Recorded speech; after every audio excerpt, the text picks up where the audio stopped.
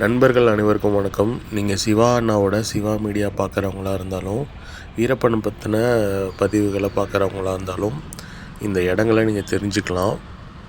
சத்தியமங்கலம், நீலகிரி, அந்தியூர், மேட்டூர் இந்த மாதிரி கர்நாடகா பக்கம், ஒகேனக்கல் பக்கம் வீரப்பன் நடமாடி இதில் ஆச்சரியம் இல்லை. தமிழ்நாட்டிலேயே ஒரு பெரிய 2வது நகரம் கோயம்புத்தூர். இங்கே அதுவும் பஸ்ஸில் வந்ததாக சில தரவுகள்லாம் சொல்கிறாங்க.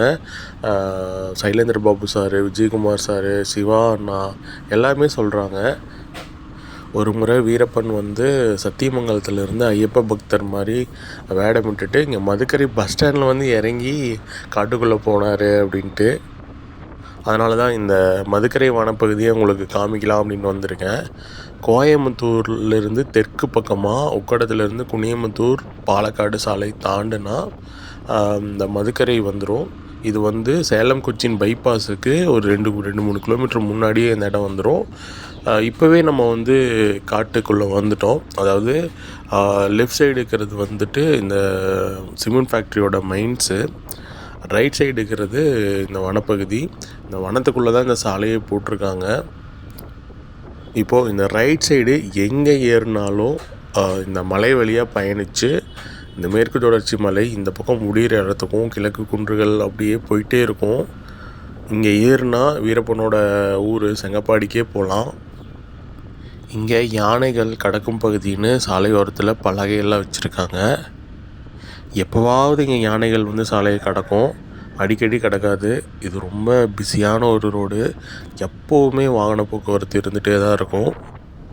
பாலக்காட்டிலேருந்து கோயம்புத்தூருக்கும், கோயம்புத்தூர்லேருந்து பாலக்காட்டுக்கும் மக்கள் இங்கே போக்குவரத்துக்கு இருந்துகிட்டே தான் இருக்கும்.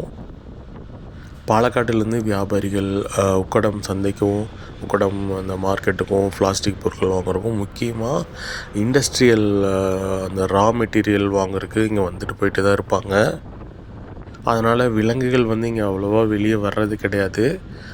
மற்றபடி சிறுத்தைகள் இங்கே நிறையா இருக்குது. அடிக்கடி ஆடு மாடெல்லாம் கோழி இதெல்லாம் பிடிச்சிட்டு போயிடும். அந்த செய்திகளை அடிக்கடி பேப்பரில் நாங்கள் பார்த்துட்டு தான் இருக்கோம்.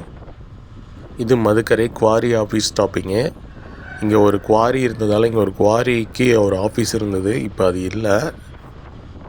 2வது கோயம்புத்தூரில் இது ஒரு ஹைட்டான பகுதி அப்படிங்கிறதால சிட்டிக்குள்ளேயே வெயில் அடித்தாலும் இங்கே ஒரு சில நேரத்தில் மேகமூட்டமாக இருக்கும், மழை வரும். இந்த இடம் தான் அந்த மாதிரி ஒரு இடம். பக்கத்தில் காடு இருக்கிறதால இங்கே கிளைமேட் எப்போவுமே நல்லாயிருக்கும். இப்போ பார்த்திங்கன்னா இந்த மரப்பாலம் விரிவுபடுத்துகிற பணி நடந்துகிட்ருக்கு. அதனால் டேக் டைவர்ட் பண்ணி விட்டுருக்காங்க. இப்போ மதுக்கரை மார்க்கெட் வழியாக தான் வாகனங்கள்லாம் போயிட்டுருக்கு. இங்கே பாருங்கள், இதுதான் மதுக்கரை பஸ் ஸ்டாண்டு. இங்கே மதுக்கரை போலீஸ் ஸ்டேஷன் வரும். நீங்கள் சிவா அண்ணா சேனலில் பார்த்துருப்பீங்க. இந்த ஐயப்பன் மதுக்கரை போலீஸ் ஸ்டேஷன் வந்தார் சைக்கிளில் அப்படின்ட்டு. அந்த புதுப்பதி வீடியோவும் நான் போட்டிருக்கேன் என்னோடய சேனலில், போய் பாருங்கள். லெஃப்டில் ஏசிசியோட மெயின் கேட்டுக்குள்ளே போகிற வழி இருக்குது. இந்த சாலையில் எந்த பக்கம் ரைட்டில் போனாலுமே மலைக்கு தான் போகும்.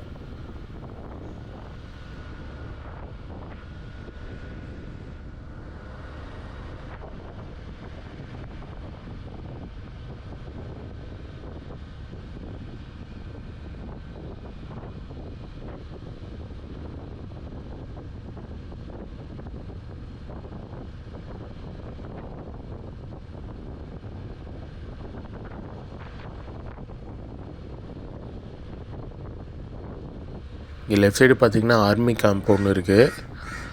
அதுக்கு வெளியவே பொதுமக்களோட பார்வைக்கு இந்த இராணுவத்தில் பணியாற்றின ஜோராவர் அப்படிங்கிற பழைய டாங்கி இங்கே வச்சுருக்காங்க பாருங்கள். அதுக்கப்புறமா இங்கே ரைட் சைடு ஒரு பாறை தெரியுது பாருங்களேன்.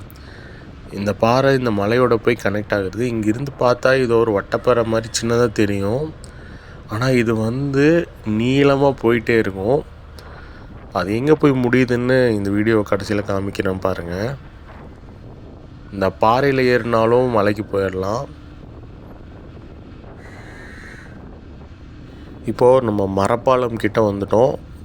மரப்பாலங்கிறது ஒரு ஸ்டாப்பிங். அது அந்த காலத்தில் ஆங்கிலேயர் ஆட்சி காலத்தில் கட்டின ஒரு மரப்பாலம்.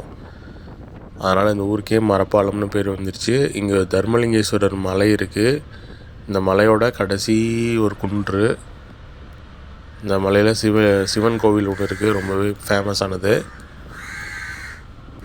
இங்கே பார்த்திங்கன்னா தெரியும், இந்த மரப்பாலம் வந்து எவ்வளோ குறுகலானது. இதனால தான் நிறையா டிராஃபிக் ஆகும் ஒரு சில நேரங்களில்.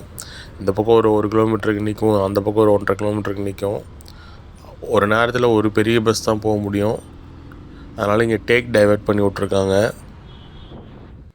அதை பைக் மட்டும் போகலாம், பைக்கு ஆட்டோ மட்டும் போகலாம். அங்கேருந்து உள்ளே வந்தால் கொஞ்சம் ஒரு தனியார் கம்பெனி ஒன்று இருக்குது.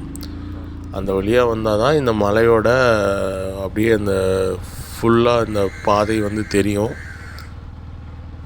இந்த ரயில் பாதை வந்து இந்தியாவில் முக்கியமான ஒரு ரயில் பாதை. அதாவது ஒட்டுமொத்த இந்தியாவிலிருந்து கேரளா போகிறக்கு இந்த வழி தான். வேறு ரயில் பாதைகள் வந்து கேரளாவை இணைக்காது. எல்லா பக்கம் மேக்ஸிமம் மலை பிரதேசமாக இருக்கும். இது இந்த பாலக்காடு கணவாய் வழியாக பயணிக்கும். இங்கே பார்த்திங்கன்னா மலைப்பாதை ஆரம்பம்னு போட்டிருக்காங்க.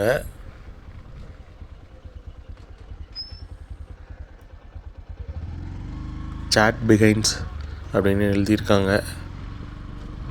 இந்த பகுதியில் நிறைய யானைகள் அடிக்கடி வந்து ரயில் அடிபட்டு இறந்துரும். யானையும் குற்றம் சொல்ல முடியாது, ரயில் ஓட்டுறவங்களையும் குற்றம் சொல்ல முடியாது. ஸோ அந்த மாதிரி ஒரு இது ஹேப்பனிங் நடந்துகிட்டே தான் இருக்கும். பார்த்திங்கன்னா இந்த தர்மலிங்கேஸ்வரர் மலைக்கு சைடில் வந்துட்டோம். இதுக்கு லெஃப்டில் தான் வந்து சேலம் கொச்சின் பைபாஸ் பயணிக்கும். இந்த மலைக்கு அப்படியே அந்த பக்கம் வந்து சிறுவாணி ரோடு இதெல்லாம் வரும். அங்கே தெரியுது பாருங்கள், அந்த ஐயாச்சாமி மலை. அதையும் நம்ம வீடியோ போட்டிருக்கோம். இங்கே ஆடு மாடு மேய்க்கிறவங்களாம் எப்போவுமே இங்கே வார்ன் பண்ணுவாங்க, இங்கே வராதிங்க, யானை வந்துடும், நாங்களே பயந்துட்டுருக்கோம் அப்படி இப்படின்ட்டு. இங்கே வீரப்பன் பஸ்ஸில் வந்திருந்தால் இப்படி தான் இந்த மலை ஏறி இப்படி தான் வந்து அந்த பக்கம் வாளையாறு போயிருக்க முடியும். அதை பார்க்கணும் அப்படிங்கிற ஒரு இதுக்காக தான் நான் வந்தேன். அதை உங்களுக்கும் நான் காட்டுறேன்.